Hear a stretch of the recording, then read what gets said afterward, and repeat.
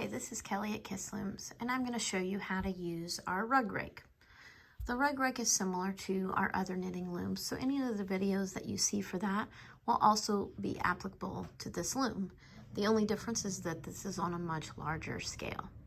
So, in order to start here, we're going to make a slip knot, and that slip knot is going to be placed on this first peg right here, and tighten up that slip knot. Not too tight, but just enough to make it snug. I'm going to throw the tail out here behind. And then to wrap, we are going to do what's called the E-wrap cast on. In order to do that, we are going to go from this first peg behind this pin that sets to the back to the right hand side of the third peg.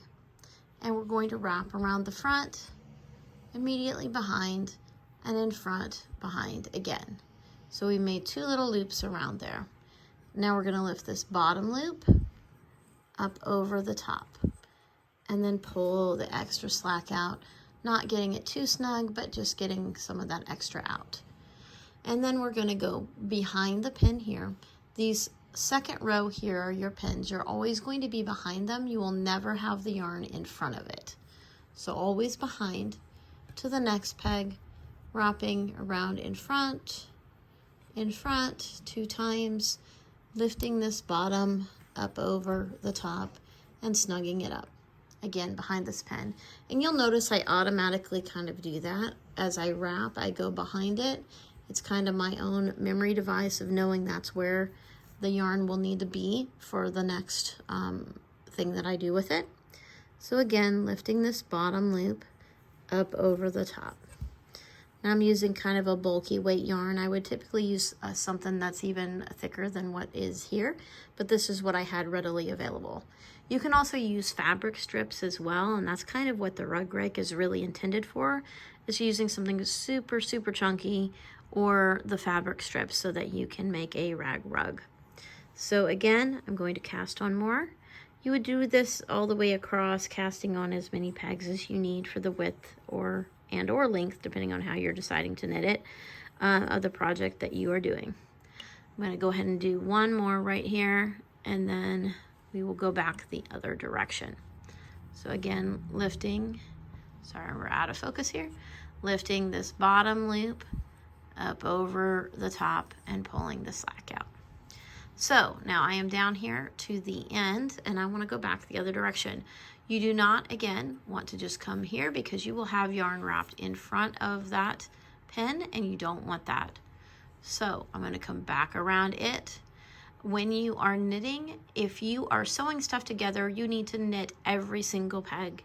If you are not sewing it together, I highly recommend skipping or slipping that first peg, and it will make a very nice selvage edge where it's kind of wrapped around the edges. So in order to do that, I'm going behind. I'm ignoring this one. I'm going behind the pin, and I'm going to go in front. Now we do what is the U-wrap stitch. So I'm actually coming to this left-hand edge, not the right-hand edge like we had done before. Whereas if I was doing that double E-wrap like this, I would go around that way. But we're not going to do that. We're going to do the U-wrap stitch. It's easier, and it's a great stitch, and will form that traditional V-shaped knit stitch. So I'm going to go in front. I'm going to go behind the pin. I'm going to go in front, behind the pin, kind of like you're weaving back and forth between these two rows. And then, just as we did before, I'm going to lift this bottom loop up and over the top, just like that. So bottom loop up and over the top. You can see I kind of put a finger back here just to make sure that I am not knocking off that upper loop as I go. Up and over, grabbing the next one, up and over, up and over. Okay, and then that is your first row of stitches. So again, I'm at this corner. I do not want to knit this one because I am doing that nice selvage edge, so I'm skipping it. So I'm going to go behind that pin, in front, behind, in front, behind, in front, behind, all the way down till I get to the end. And then again, lift bottom loop, up and over the top loop. I apologize for the camera kind of blurring out here.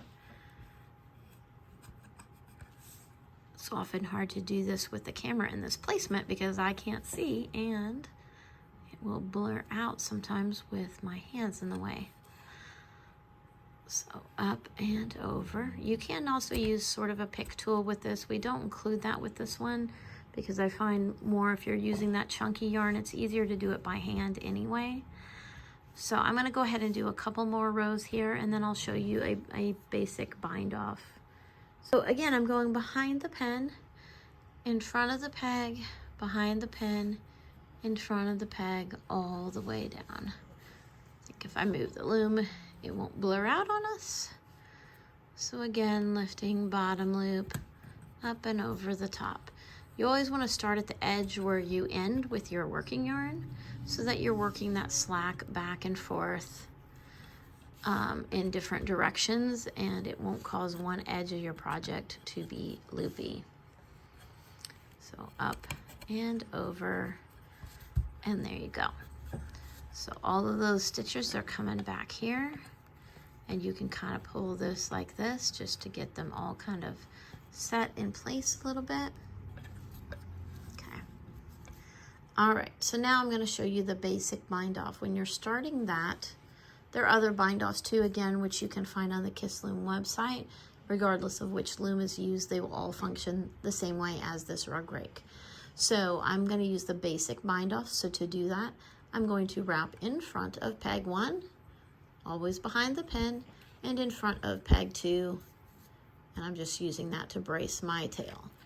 And then lift the bottom loop up over the top on both of these pegs.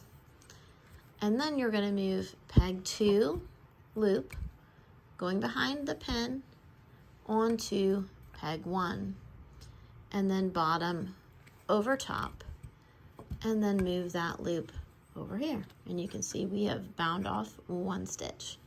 Pull a little bit of that slack out, not a lot, just a little. Particularly this type of bind off can make this edge really tight if you pull all of that slack out, so you want to keep it very loose. Now we're not going to rewrap this new peg 1, we're just going to wrap the second peg, and then lift bottom over top, and then move the second peg over to the first peg, bottom over the top, and then scooch that over one more time, pulling a little bit of the slack out. And you're going to continue this all the way down, moving those loops over, knitting them off, and moving them back.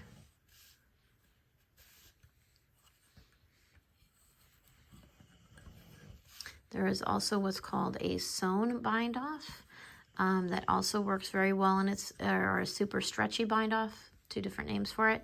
That is also a great way to do this because it will make a little bit more of a stretchy edge.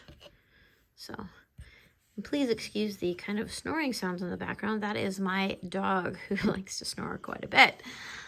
He's very loud. I apologize. He's very old too, so he sleeps all the time. So we're going to cinch that up a little bit, and we're moving that over. Now that was our last one, so we have no need to scoot it back over, but we will actually wrap it one more time here at the end and bottom over top. And then at that point, we can grab this loop and pull it. We will cut this working yarn and pull this loop all the way through the whole tail, so that then we get our stitches here. And you can see the edge that this makes here too, versus that one. So you will see these stitches on top. It will not be as stretchy. That super stretchy bind off or sewn bind off has an edge that more mimics the edge that's down here. So that's a choice that you can make as well. But you can see you get your very nice V-shaped knitted stitches off of here. So I hope that helps you get started on your rug rake. And if you have any questions at any time, you can always email me at kelly@kisslooms.com. Thank you so much, and have a happy knitting day. Bye-bye.